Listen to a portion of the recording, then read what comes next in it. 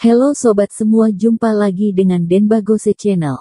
Bagaimana kabar sobat semua? Sebelum kita mulai cerita ini, ayo silakan subscribe, like, komen, share dan nyalakan loncengnya untuk mendapatkan notifikasi terbaru ketika Mimin upload videonya.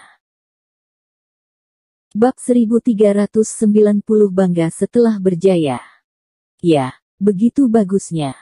Thomaskin tersenyum. Kak Thomas, kamu jika tidak menemui jalan buntu, bagaimana mereka bisa sadar betapa bodohnya mereka? Mencari jalan keluar di situasi seperti ini, kuasa keluarga Zhu berada di tanganmu. Sekarang kamu percuma berbicara di depan kakek nenekmu, bahkan Bailey Zhu pasti lebih tidak mungkin untuk mendengarkanmu.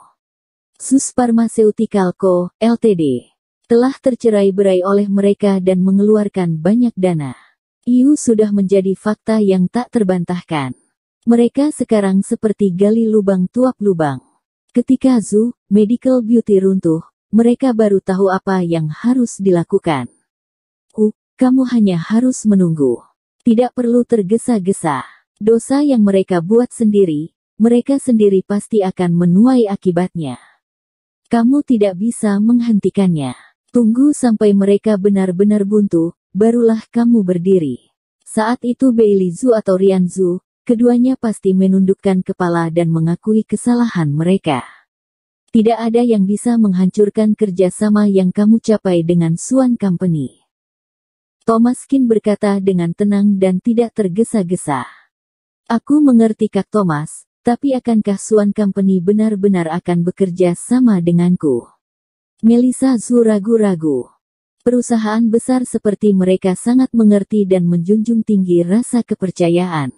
Bukankah saat itu karena kamu, mereka baru menandatangani banyak kerja sama dengan X-Yuan Company? Mereka memilihmu dan itu tidak akan pernah berubah. Sugar God nomor 2 punya Zus Pharmaceutical Co., Ltd memang sangat hebat, tapi jika Zus Medical Beauty ingin bermain dengan produk itu, tentu itu tidak mudah. Thomaskin berkata, aku khawatir jika saatnya tiba, Zus Medical Beauty dan Zus Pharmaceutical Co., Ltd. akan berakhir, dan keluarga kami akan sepenuhnya terbenam. Jatuhnya sebuah keluarga besar tidak sesederhana itu bisa bangkit kembali lagi. Melissa Zhu sangat khawatir. Sebagai anggota dari keluarga Zhu, dia selalu memikirkan tentang keluarga Zhu, tetapi anggota keluarga Zhu yang lain melakukannya demi kepentingan pribadi, lalu berebut dengan Melissa Zhu. Bahkan kamu pun berkata begitu. Sepertinya aku hanya bisa memilih untuk diam. Sus Pharmaceutical Co., Ltd. hanyalah cangkang kosong sekarang. Aku tidak tahu berapa lama itu akan bertahan. Melissa Zhu mengangguk dalam diam, dan tidak ada gunanya menjadi cemas. Jadi dia hanya bisa mengambil langkah sambil melihat situasi. Ini terlalu dini, kamu cepatlah istirahat. Thomaskin melihat lingkar hitam di mata Melissa Zhu, dan kantung di bawah matanya, dia pasti belum tidur nyenyak. Masalah keluarga Zhu merupakan pukulan besar baginya, meskipun dia tidak mengatakannya, tetapi Thomaskin melihat di matanya bahwa saat ini, mereka mungkin harus menemui kebangkrutan barulah mereka akan sadar siapa orang penting dalam keluarga Zhu. Rian Zhu yang bodoh, Gael Zhu yang ingin untung sendiri, dan Bailey Zhu yang sulit diatur, keluarga Zhu memang buruk. Berada di antara para bedebah ini Melissa Zhu merasa sangat kasihan. Dia berdedikasi pada Zus Pharmaceutical Co., Ltd., tetapi beberapa orang tidak dapat diprediksi. Thomaskin tahu niat baik Melissa Zhu, tetapi orang-orang dari keluarga Zhu tidak mengerti, dan mereka malah mengesampingkannya. Sekarang keluarga Zhu telah berantakan. Di bawah Bailey Zhu, itu diperkirakan tidak akan lama lagi mereka akan hangus, dan yang terpenting mereka akan menuju kehancuran. Hanya dengan cara ini Melissa Zhu bisa bangkit kembali, sebaliknya jika dia membantunya menekan keluarga Zhu, itu tidak akan berhasil, dan dia tetap tidak akan melakukannya, ia tidak akan rela melakukannya. Kartu as keluarga Zhu sekarang malah tidak dipergunakan dengan baik. Rian Zhu sudah tua dan hanya ada leluhurnya di matanya, dan Bailey Zhu, Mereka jelas seperti serigala dan harimau yang datang untuk mencaplok keluarga Zhu. Pada akhirnya mereka serakah, dan pasti akan jatuh ke dalam masalah.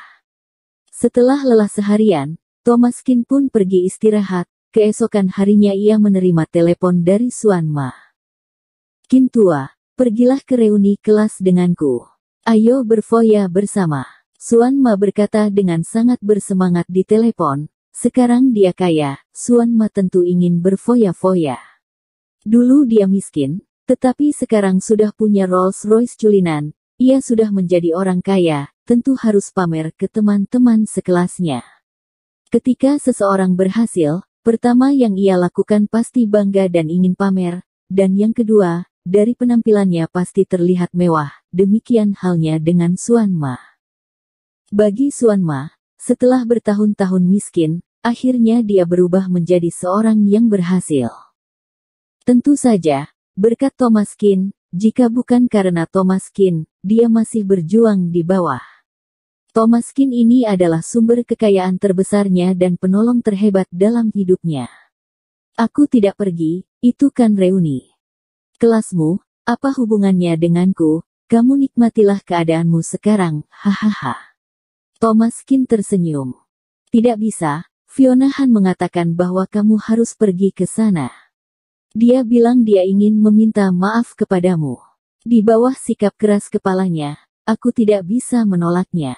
Aku sudah berjanji padanya.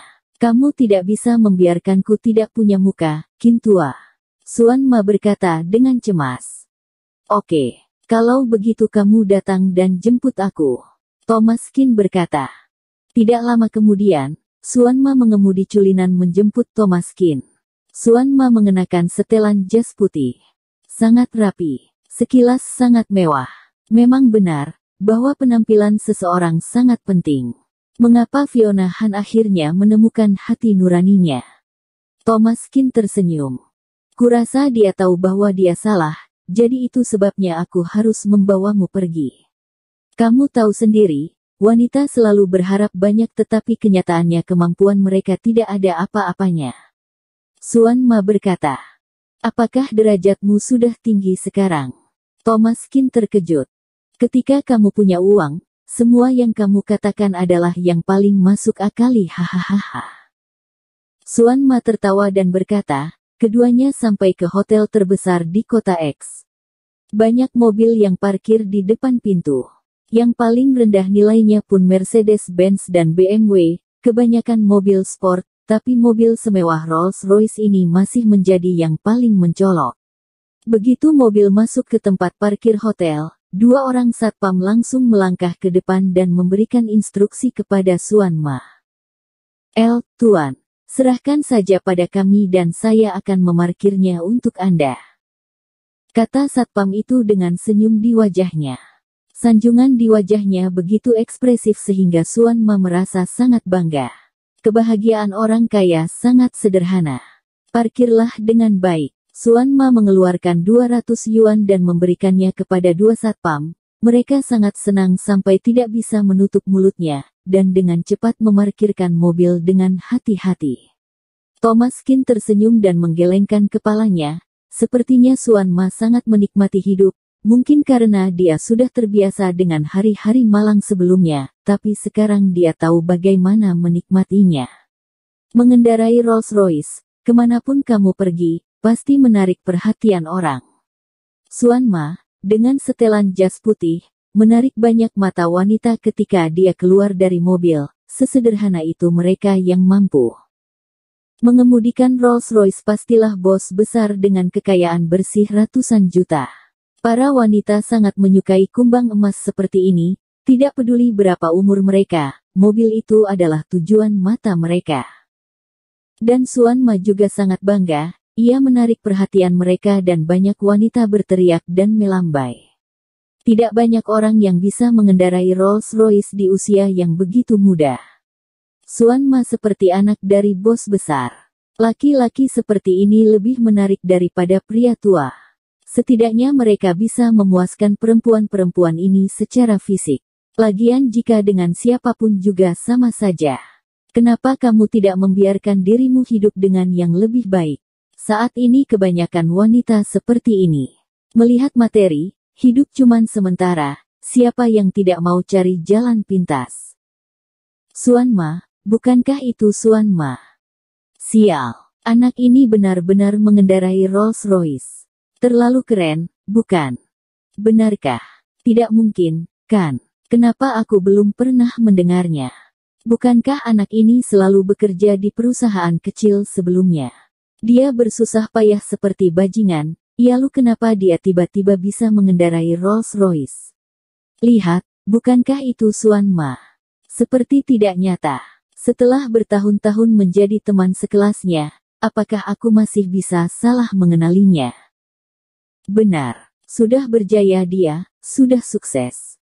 Aku tidak menyangka Suanma bisa mengepakkan sayap seperti burung phoenix, hahaha. Jangan banyak bicara, sekarang. Harus dipanggil Bos Ma, dia adalah bos besar. Ketika teman di pintu melihat Suanma, mata mereka semua bersinar. Bersambung. Terima kasih kepada kalian yang telah menonton video ini. Jangan lupa tekan tombol subscribe-nya dan nyalakan notifikasinya untuk mendapatkan video-video seru lainnya dari channel Denbagose.